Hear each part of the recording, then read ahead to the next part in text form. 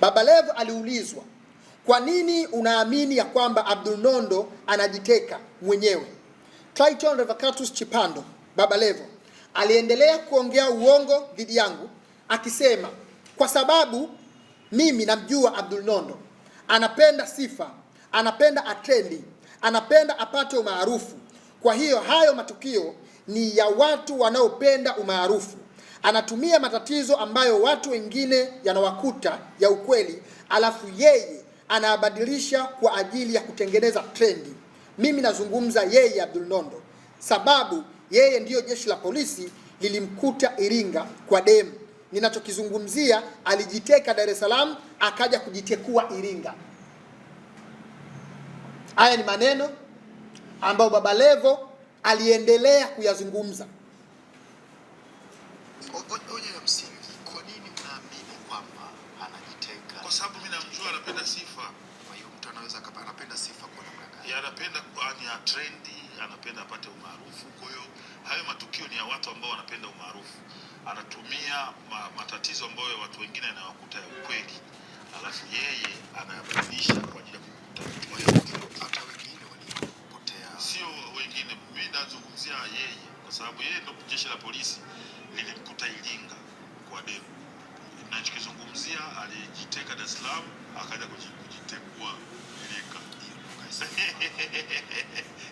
Na uone kwamba unamkosea kusema. Bwana, mimi ukiwalisia kama yeye namkosea, achukue hatua. Uko tayari hakupeleke wala hamna shida. Kwa jeuri kabisa. Na anasema kama anaona namkosea, achukue hatua. Kwa hiyo Clayton Revocatus Chipando Baba Levo amekuwa akitamka na kusambaza uongo huu mara kwa mara, huku akijua maneno haya ni ya uongo, ni maneno yanayoniumiza, ni maneno yanayonichafua na kuniondolea heshima yangu katika jamii na umma wa Watanzania. Lakini ni maneno yenye dhihaka, sio tu kwangu kama mhanga, bali kwa wahanga wengine wa utekaji na ndugu wa wahanga.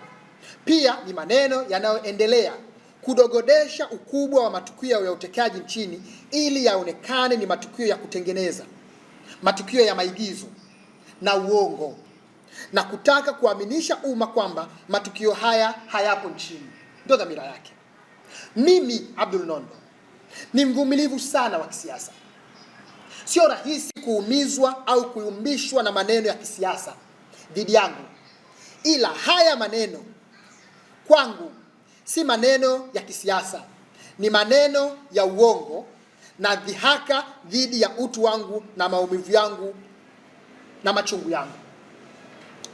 Ndugu waandishi wa habari, matukio ya utekaji yamekuwa yakitokea nchini.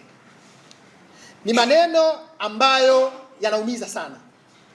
Nimeamua kuchukua hatua. Nimemtafuta wakili anayeitwa Hekima Mwasipu na kuonesha dhamira ya dhati ya kufungua kesi ya kashfa, kesi ya udhalilishaji, kesi ya defamation mahakamani.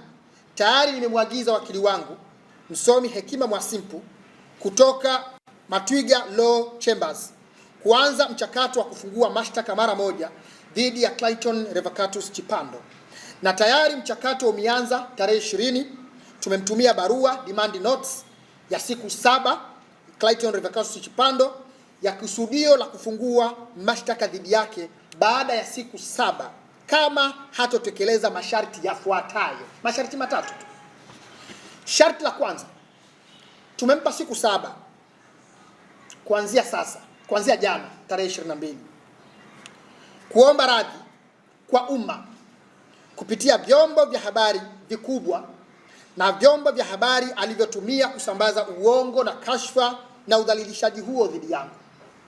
2, kuahidi umma na Watanzania kwamba hataendelea kusema na kusambaza uongo, bali atazingatia ukweli, uaminifu na uhakika katika taarifa zake anazochapisha mitandaoni na vyombo vya habari, na kwamba atajizuia kutumia vibaya nafasi yake ya kisiasa na chombo chake cha habari cha 7 Media kuumiza watu kupitia maneno ya uongo, udhalilishaji na kashfa.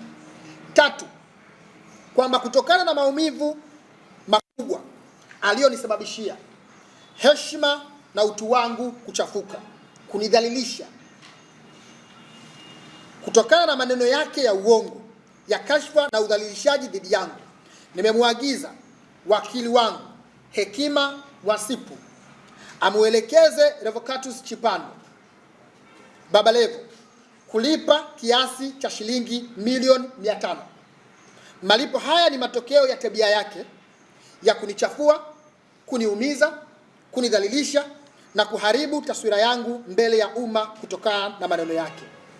Asipotimiza masharti haya matatu ndani ya siku 7 kuanzia jana tarehe 22 Mei 2026, siku aliyopata barua rasmi, hadi tarehe 30 Mei 2026, nitafungua mashtaka dhidi yake kupitia wakili wangu na tutakutana mahakamani alete mashahidi na ushahidi wake kuthibitisha mimi kujiteka mara 2 kama anavyonichafua, kunidhalilisha, kunivunjia heshima na kutweza utu wangu mbele ya umma wa Watanzania kwa kusambaza kauli za uongo. Ndugu waandishi wa habari, nimalizie kwa kusema jambo muhimu sana. Nchini kwetu kumekuwa na matukio ya utekaji. Kutoa taarifa za uongo dhidi ya mtu ambaye amepitia madhila ya utekaji mara 2. Tafsiri yake unania ovu ya kurudisha jitihada za Watanzania kupambana, kuiambia serikali ilete majibu dhidi ya matukio ya utekaji. Maana yake unafanya dhihaka katika masuala nyeti yanayohusu usalama wa raia na usalama wa wananchi. Maana yake unafanya dhihaka dhidi ya matukio yanayohatarisha uhai wangu. Leo kwa kauli zake hizi ninaweza nikatekwa tena hapa mimi. Umma kwa kauli hizi anazozitoa Baba Levo kwa umma watanipuuza. Watasema huyu bwana huwa anajiteka.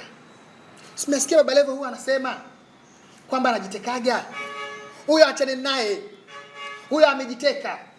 Tafsiri yake mnapoteza uhai wa mtu kwa kupuuzia tu kwa sababu ya maneno ya namna hii. Ndugu waandishi wa habari, narudia tena, mimi ni mvumilivu wa kisiasa sana. Sio rahisi kuumizwa au kuyumbishwa na maneno ya kisiasa dhidi yangu.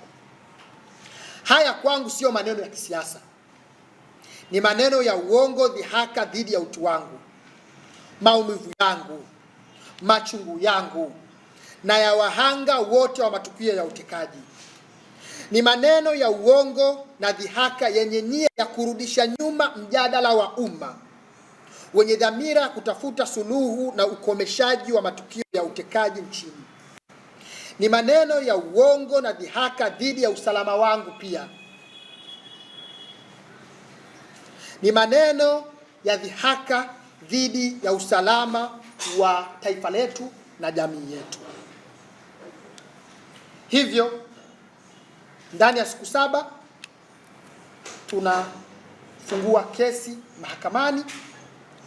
Ushahidi wote hatapaswa kuleta, mashahidi wake atapaswa kuwaleta ili kuweza kuthibitisha tuhuma zake dhidi yangu.